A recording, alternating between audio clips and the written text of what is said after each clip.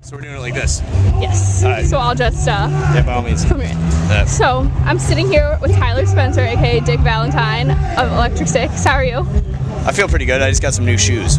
Yes, they're very nice. Yeah, they're wrestling shoes. Are you gonna wear them a lot? I intend to wear them every day for the rest of my life. Alright. Well, you just played your set at Outside Lands 2010. How did it go? I felt it went well. It was a really, it was our bread and butter set. It's all the songs that we think people want to hear.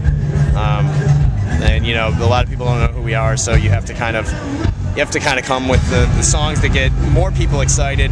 And then, you know, people are sheep, so if they see a minority of people getting excited, then they think they should get excited too.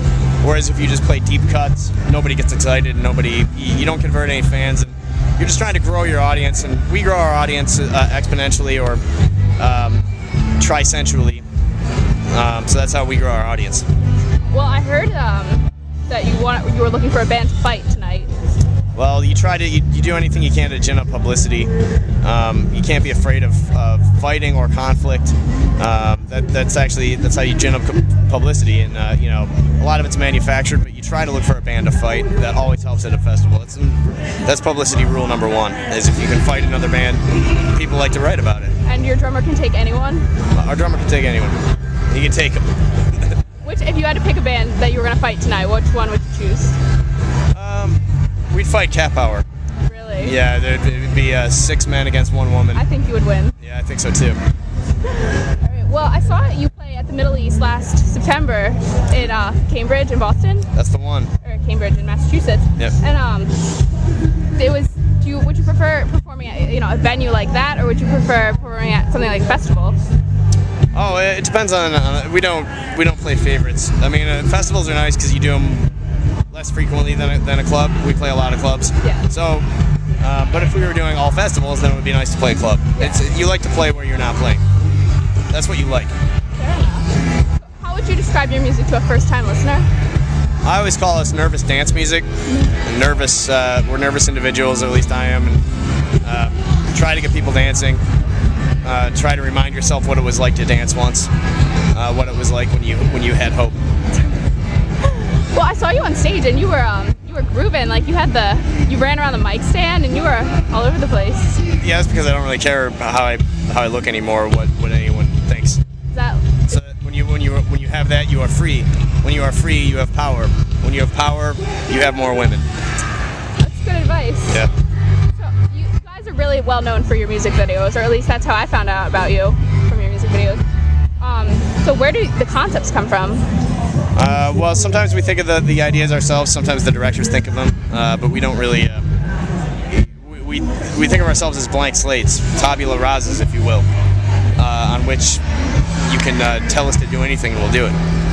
We're very, very malleable people. Do you have a favorite? I know I'm asking you to play favorites again. Oh, of all our videos? Yeah. I like the Formula 409 video the best. Oh, what about that makes you? Well, the whole band's in it. I'm not a fan of the ones where I'm the only one in it. I like the 2 videos where the whole band is in it. You're a sharer. Kind of, and you know, I like that it was filmed in Detroit. I like lizards. I like government conspiracies. So that video had all that. Yeah. All the videos in Detroit.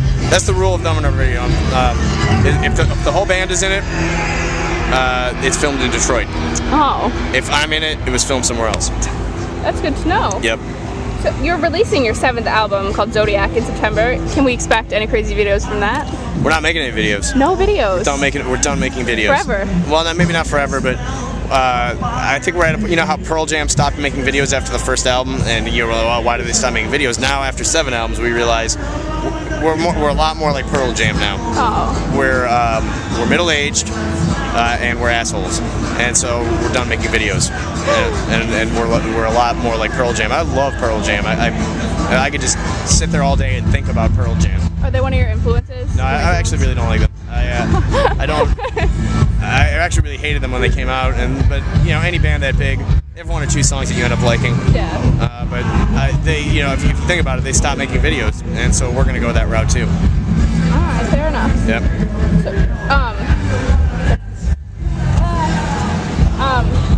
So, speaking of Zodiac, what can we expect from the record? Well, you can expect 12 songs. It's almost alphabetical, the sequence, except we thought one of the songs was really good, so we had to boost it up, so it's no longer alphabetical. There's 12 constellations in the zodiac, so there's 12 songs. So it's not really a concept album, but it's loosely a concept. Yeah. Because we're too lazy to actually see through an actual concept. So that's that. But there are 12 songs. What's your song, or what's your sign? My sign is Aquarius, and as is Tate. So there are two Aquarii in the band. So 1/3 of the band is covered in water. So what song goes with the Aquarius? I guess that would be American Cheese, because that's the second sign of the zodiac, which I guess works for me. I think it's a beautiful song. So if I'm a Libra, what would be mine? Libra would be I think it's the 10th song or 9th. Let's say 10th, so that would be the Rubber Band Man, right? You'd be the cover song. Oh, so what made you put the cover song on the album? We had always wanted to do that song, and now we're at a point where we call the shots. We stop making videos. We put the songs on the albums we want, and so now is the time. And how does Rubber Band Man fit in with your Zodiac concept?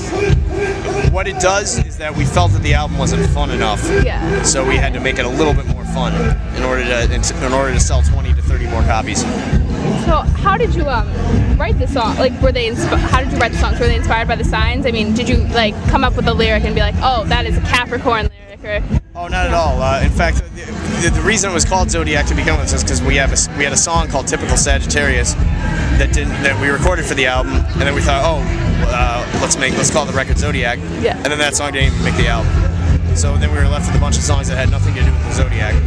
And then but we recorded 16 or 17 songs, but we thought, let's call the record Zodiac and let's just keep it at 12 songs, and therefore we can do less work. So you once said, I was going through old interviews of yours, but you said that maybe even higher than 90% of your songs are about absolutely nothing. Yeah. And is this true for this album too? Probably. I don't really think. Yeah, I'm struggling to think of any of these songs really being about anything. I think the first song sort of tells a story, and then after that it gets very hazy. So if 90% of your songs are about nothing, which 10% are the ones that mean something to you? I guess you'd have 10% of our songs would be two songs. So I would go with Steal Your Bones is about cloning, and Gay Bar Part 2 is about gay bar. Are those things important to you? Gay bar is very important to me. It pays my mortgage.